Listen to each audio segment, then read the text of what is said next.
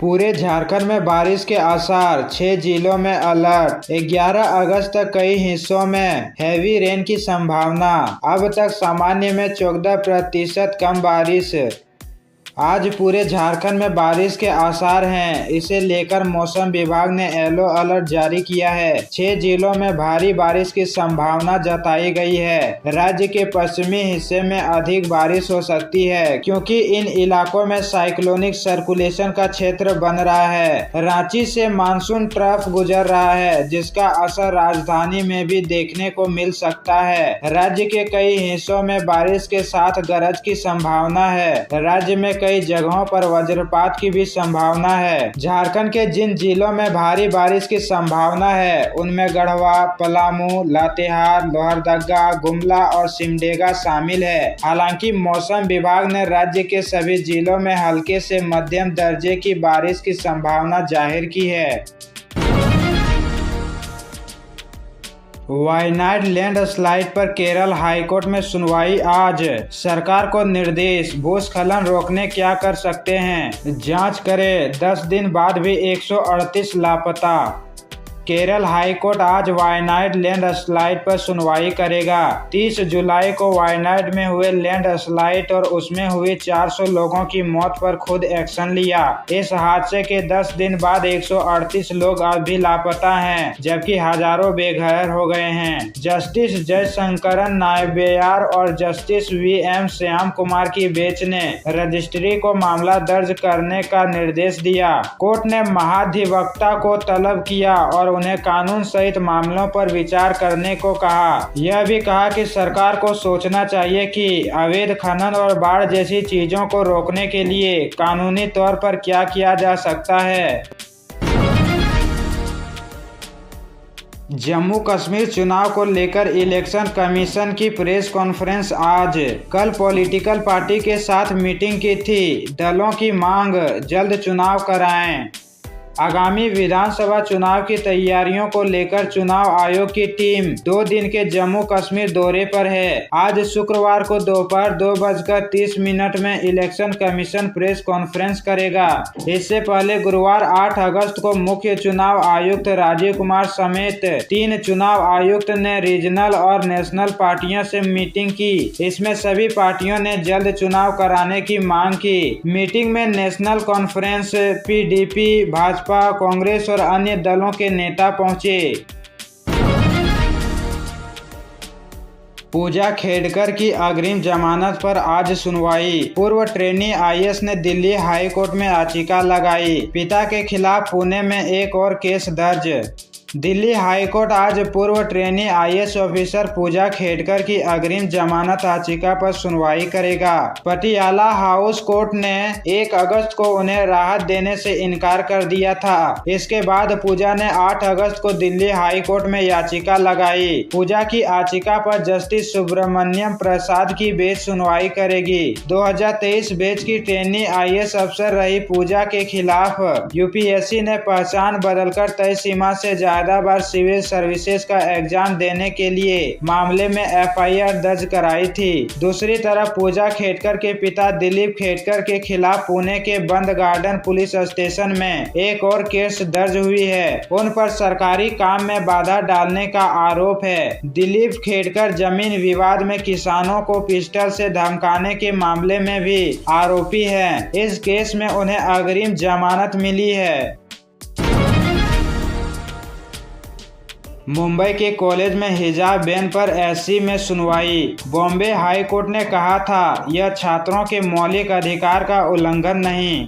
मुंबई के एक निजी कॉलेज में हिजाब पर लगे प्रतिबंध के मामले में आज सुप्रीम कोर्ट में सुनवाई होगी। याचिका में हिजाब पर प्रतिबंध बरकरार रखने के बॉम्बे हाई कोर्ट के फैसले को चुनौती दी गई है। दरअसल मुंबई के NG आचार्य और DK मराठे कॉलेज के प्रशासन ने हिजाब, नकाब, बुर्का, स्टॉल और टोपी पहनने पर बैन लगाया हुआ है। इसको लेकर 9 लड़कियों ने पहले बॉम्बे हाई कोर्ट में याचिका दायर की थी। हालांकि बॉम्बे हाई कोर्ट ने उनकी याचिका को खारिज कर दिया था। इसके बाद उन्होंने अब सुप्रीम कोर्ट में इस मामले को चुनौती दी है। याचिकाकर्ताओं की ओर से पेश वकील ने सुप्रीम कोर्ट से तत्काल सुनवाई का अनुरोध किया है। उन्होंने कहा कि कॉलेज जल्द शुरू हो जाएगा, ऐसे में मामले को प्राथमिकता से सुना जाना चाहिए।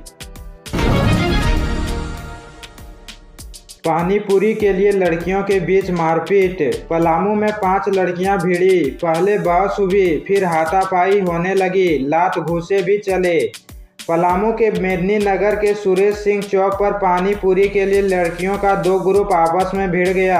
लड़कियों के बीच जमकर मारपीट हुई। इसका वीडियो भी सामने आया है। 1 मिनट 13 सेकंड के वीडियो में सड़क किनारे पानीपुरी के ठेले पर लड़कियों को आपस में लड़ते देखा जा सकता है। ये वीडियो सुरेश सिंह चौक चौराहे का बताया जा रहा है। बताया जाता है कि 2 लड़कियां पानीपुरी खाने आई थी। इस बीच 3 लड़कियों का एक ग्रुप भी वहां पहुंचा। पानीपुरी को लेकर उनके बीच हल्की बहस हुई। इसके बाद मामला बढ़ा तो दोनों पक्षों के बीच हाथापाई होने लगी। लड़ाई देखकर सड़क पर लोग जुटने लगे। इसी बीच एक आदमी आया और लड़कियों की लड़ाई छुड़वाई। उसके बाद सभी लड़कियों वापस चली गई।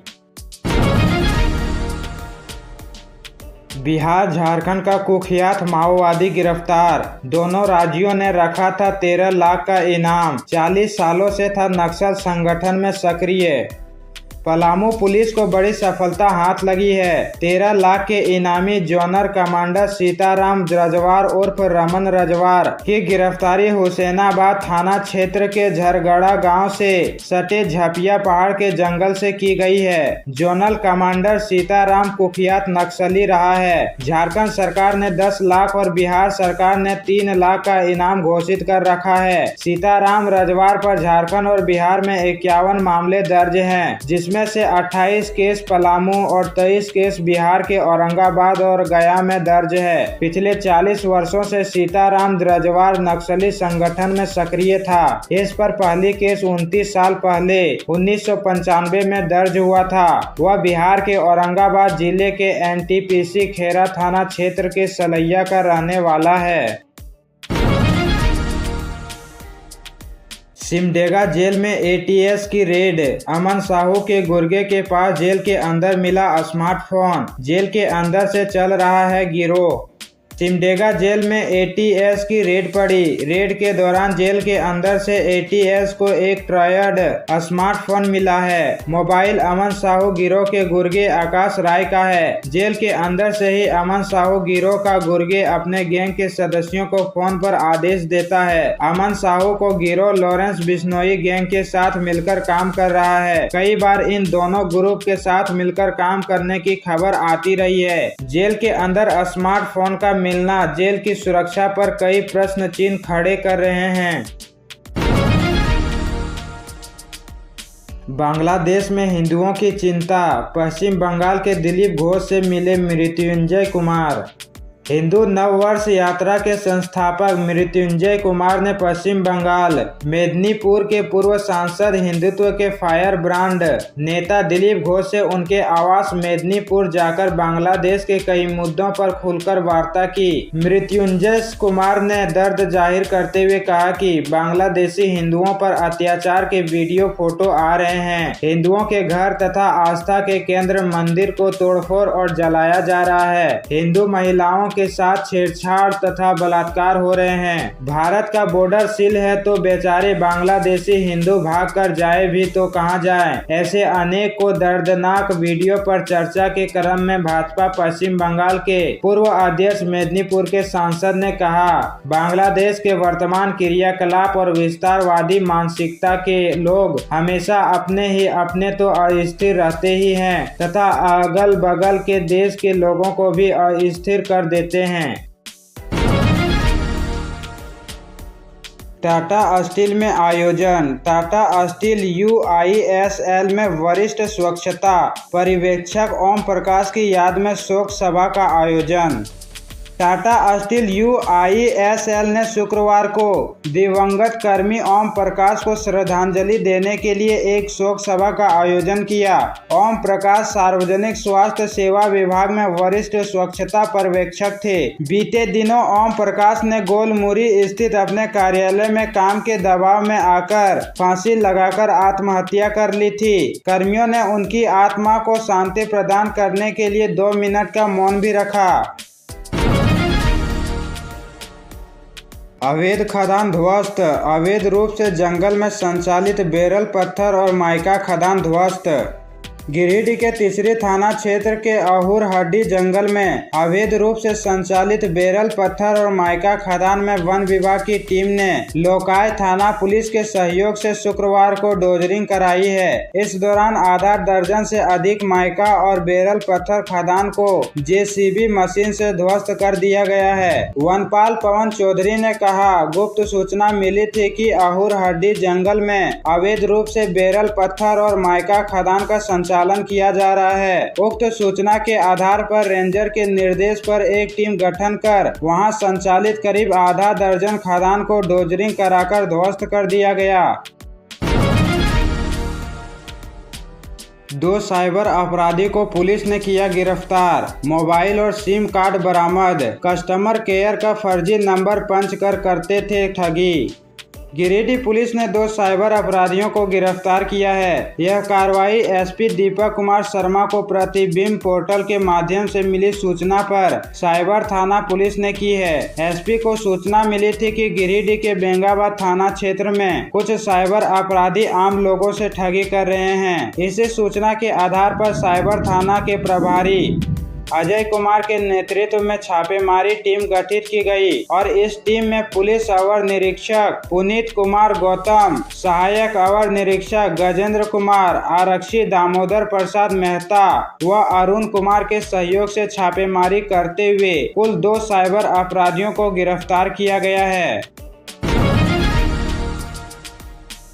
बोकारो जिला में मौसम विभाग का अलर्ट। सभी स्थानों पर हल्के से मध्यम दर्जे की वर्षा होने की संभावना। गर्जन के साथ वज्रपात भी हो।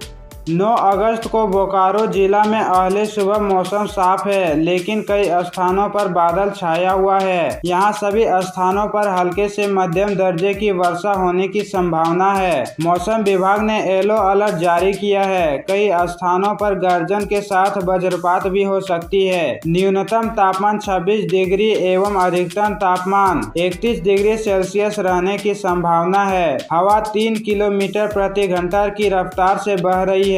वहीं शनिवार 10 अगस्त को भी येलो अलर्ट जारी किया गया है। कई स्थान पर गर्जन के साथ वज्रपात हो सकती है। लगभग सभी स्थानों पर हल्के से मध्यम दर्जे की वर्षा होने की संभावना रहेगी। न्यूनतम तापमान 25 डिग्री एवं अधिकतम तापमान 30 डिग्री सेल्सियस रह सकता है। नीरज के पिता बोले, मेडल विनेश को समर्पित। मां बोली, PAK का गोल्ड विनर नदीम भी मेरा ही लड़का। मोदी ने कहा, आप स्वयं सबसे बड़े गोल्ड हैं। भारत के star javelin thrower Neeraj Chopra ने पेरिस ओलंपिक में सिल्वर मेडल दिला दिया है। नीरज ने 79.45 मीटर का भाला फेंका। पाकिस्तान के अरशद नदीम ने 92.97 मीटर के स्कोर और ओलंपिक रिकॉर्ड के साथ गोल्ड मेडल हासिल किया। ग्रेनेडा के एडरसन पीटर्स 88.54 मीटर को ब्रॉन्ज मिला। 26 साल के नीरज लगातार 2 ओलंपिक में मेडल जीतने वाले तीसरे भारतीय बने। उन्होंने टोक्यो ओलंपिक में गोल्ड मेडल जीता था। इवेंट के बाद नीरज ने कहा, सभी को खुशी होती है जब हम देश के लिए पदक जीतते हैं। अब खेल को बेहतर बनाने का समय आ गया है। हम चर्चा करेंगे और प्रदर्शन को बेहतर बनाएंगे। मनीष सिसोदिया को 17 महीने बाद CBI ED केस में बेल। सुप्रीम कोर्ट ने कहा, जमानत नियम और जेल अपवाद आज तिहाड़ से बाहर आ सकते हैं। दिल्ली के पूर्व डिप्टी सीएम मनीष सिसोदिया को सुप्रीम कोर्ट ने शुक्रवार 9 अगस्त को जमानत दे दी। सिसोदिया 17 महीने से तिहाड़ जेल में बंद है। सिसोदिया को दिल्ली शराब नीति घोटाले से जुड़े सीबीआई और ईडी दोनों केस में राहत मिली है। सीबीआई ने भ्रष्टाचार केस में सिसोदिया को 26 फरवरी 2023 को गिरफ्तार किया था। ईडी ने 9 मार्च 2023 में उन्हें मनी लॉन्ड्रिंग मामले में गिरफ्तार किया था। उन्होंने 28 फरवरी 2023 को मंत्री पद से इस्तीफा दिया था। सुप्रीम कोर्ट ने फैसला सुनाते हुए कहा, केस में अब तक 400 से ज्यादा गवाह और हजारों दस्तावेज पेश किए जा चुके हैं। आने वाले दिनों में केस खत्म होने की दूर दूर तक कोई संभावना नहीं है। ऐसे में सिसोदिया को हिरासत में रखना उनके स्वतंत्रता के मौलिक अधिकार का उल्लंघन होगा।